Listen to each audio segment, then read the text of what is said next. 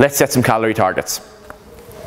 In general, you can run through like all of the complicated equations, you can run through Harris-Benedict, you can run through all of the other options and figure out exactly what calories somebody needs. But a good baseline is to take your body weight in pounds. Again, you'll have these on the notes when you get them. But it's body weight in pounds, so LB.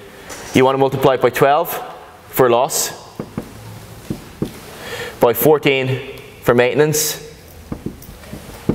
And if you're somebody looking to gain weight, you got to multiply by 16. All of these are starting points. Okay, they're just a place to start to try and figure out where you should be and what you should be at. So look, let's take a 90 kilo guy as an example because it makes the numbers really easy to calculate. 90 kilos is about 200 pounds. 200 pounds by 12 is 2,400 calories a day. 200 pounds by 14 is 2,800 calories a day. And 200 by 16 is 3,200 calories per day. That's all well and good saying this is what I'm going to eat, but unless you're accurately tracking it, unless you actually know what you're eating, these numbers don't mean shit.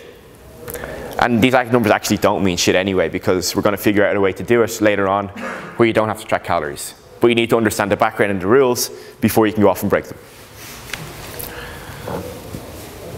So, think back to this scenario now. If you're like a 75 kilo guy or girl, you're on about 2,000 calories. You need to be tracking it accurately. The thing with calorie tracking is most people will get it wrong. Most people will misreport food intake by 25 to 45%. That means if you think you ate 2,000 calories during the day and you ate 14,000 calories during the week, you could potentially have eaten 25% more than that. You could have eaten 17, you could have eaten 18,000. And it's really easy to fall into this pissed off mindset where you think you're dieting, you think you're doing a great job, when realistically you actually have been way above your target. And I promise you on this, if you get these numbers right, you will achieve whatever goal this is you've set yourself out. Like, barring some sort of legitimate medical issue like a thyroid problem or some sort of doctor diagnosed issue, you're not a unique snowflake. Your body operates in much the same ways everybody else's, and guys and girls' bodies do not operate very differently on this level, okay? We all need energy. So, I'm going to skip ahead.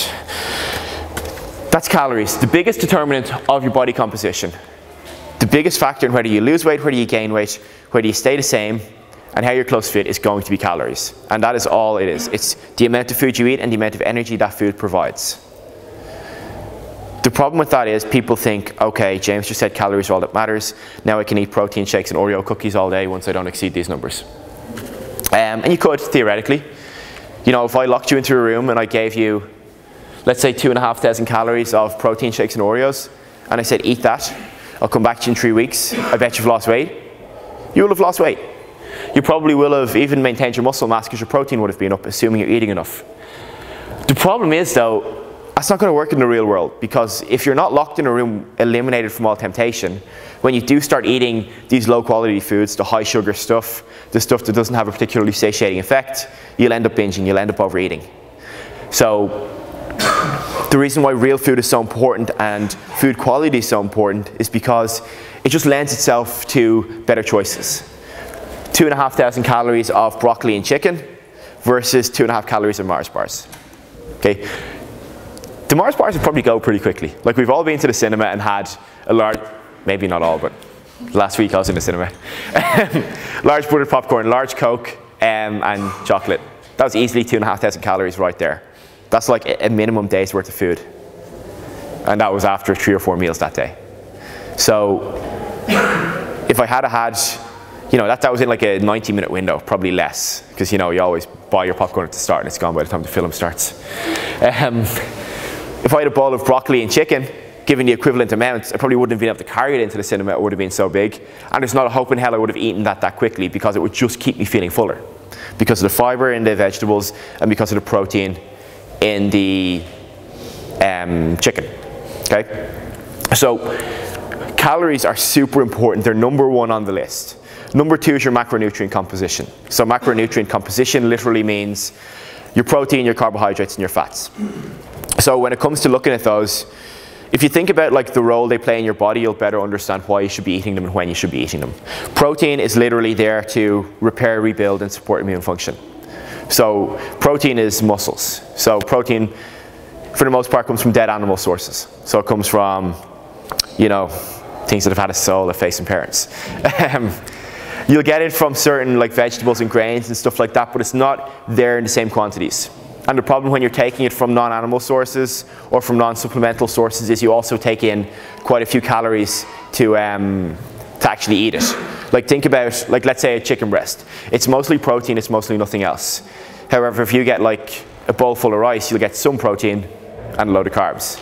If you get a bowl full of nuts, you'll get a decent whack of protein, but you'll also get a really high whack of fat.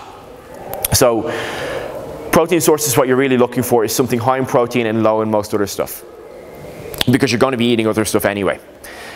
So protein is there to rebuild and repair and to build new muscle. It's the thing that stops you feeling sore after a workout. Carbohydrates are there for energy. Okay, that's all, that's their only function. Okay, there's 3 macronutrients, there's protein, there's fats, there's carbs. Carbs are there to supply your body with energy so it can go about its daily activities. If you have too much energy, what happens? Fuel tank spills over.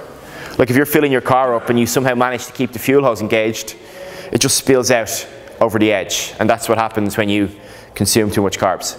You end up gaining weight. Okay? They're the easiest to consume, they're the tastiest, they're the nicest, they're the most freely available, and they're the cheapest. So they're the ones we eat all the time. That means, you know, it's really easy to gain weight on carbohydrates. I'm not saying you should eliminate them, I'm just saying you should choose your sources better. So ones that aren't particularly easy to overindulge on. So let's say like rice, sweet potato, potato. Even like the odd bit of gluten-free bread, the odd wrap, the odd roll, it's not going to kill you once you're kind of keeping this in check. Once you're eating mostly real food, 80 to 90% of the time, once you're keeping your protein levels correct, and once you're not going crazy on sweets and chocolate. So then you've got fat. Again, the main function, cellular repair, transportation of nutrients, and then, you know, you can use it as insulation if we're feeling fat. So let's set some numbers down for those different elements.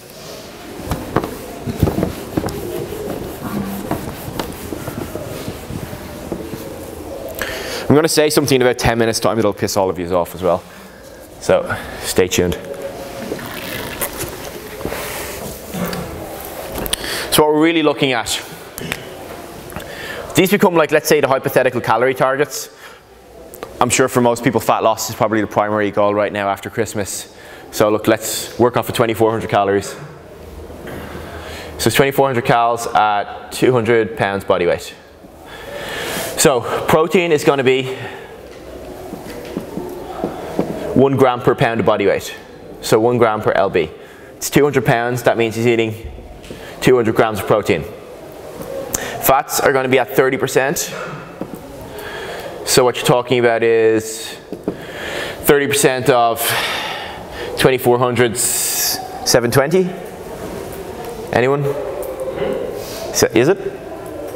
Yeah? Let's, even if it isn't, let's just call it 720. So you want 720 calories. Fat has 9 calories per gram. So 9 divided by 72 is 8? Yeah. Man, this is worse than school. So it's 80 grams of fat. Carbs then become your remainder. So if you've had 200 grams of protein, there's 4 calories per gram, it's 800. We know the 80 supplies 720. So you got about 1,500 calories. Off the 2,400 calorie total, that means you now have 900 calories of carbs. Again, divided by 4. I feel like Carl Vorderman here. What's that? It's like 225 grams of carbs, say. 225 grams of carbs is fucking huge. Like that's a big whack of carbs to take in. If you're taking it from real food sources. If you're eating it from bread and from chocolate, it'll go straight through you. But this, I'm not sure if you even understand how much food this is, okay? So let me give you an illustration. This probably isn't too far off what I'm eating per day. Breakfast is 2 chicken breasts, fist-sized portion of protein, fist-sized portion of rice, along with like a handful of green beans. That's breakfast, that's lunch, that's dinner. That's a lot of food straight away. On top of that then, I'm having 60 grams of oats, which is probably like half a conventional cup or maybe even a little bit more, with like 3 or 4 big tablespoons of Greek yogurt. There's 2 meal replacement shakes in there each day, which have the equivalent of a chicken breast ground up. I'm using protein powder. Half an avocado, a big handful of raspberries, and a big handful of spinach. Twice. And that's a day. Like, that's a day of fat loss for me. That's a huge amount of food. And I'm sure if you sat down and put it in front of you, it would keep you full all day, wouldn't it? Yeah? Okay. Now you flip it, it's also a pizza. Like, the average pizza has about 2,000 calories in it. A pint of beer has about 250, 300 calories. It's 8 to 10 pints. Which one is going to be more filling? Which one's going to lead to better success? I don't need to lecture you too hard on that one. That's why real food is so important, because you can eat, you can be full. Believe me, I'm full all the time with that. Sometimes it's a struggle to eat. Has anyone done the carb cycling in here with me before? Yeah, and how did you find it, Leah? Full all the time? Yeah. Like, you've a bowl. The days with no carbs is a bit tricky at the start, because there's only 2 days out of the week. So yeah. So the great thing about this sort of eating, guys, is that it has you full all the time. And if you want to eat a little bit more, all you do is eat some more vegetables. Like, throw in another handful of green beans, throw in some more broccoli, throw in some more stir fry. You know, it's not the end of the world. It's probably the best food you could be eating anyway. The thing that people always ask about on this is, what about, I don't know, milk, calcium? Any green leafy veg will sort you out. Anything you can imagine, vitamin or nutrient-wise, is going to be in the vegetables you're eating. You don't need to have fortified fucking Special K to fulfill your nutrient requirements. It's the biggest load of bullshit ever.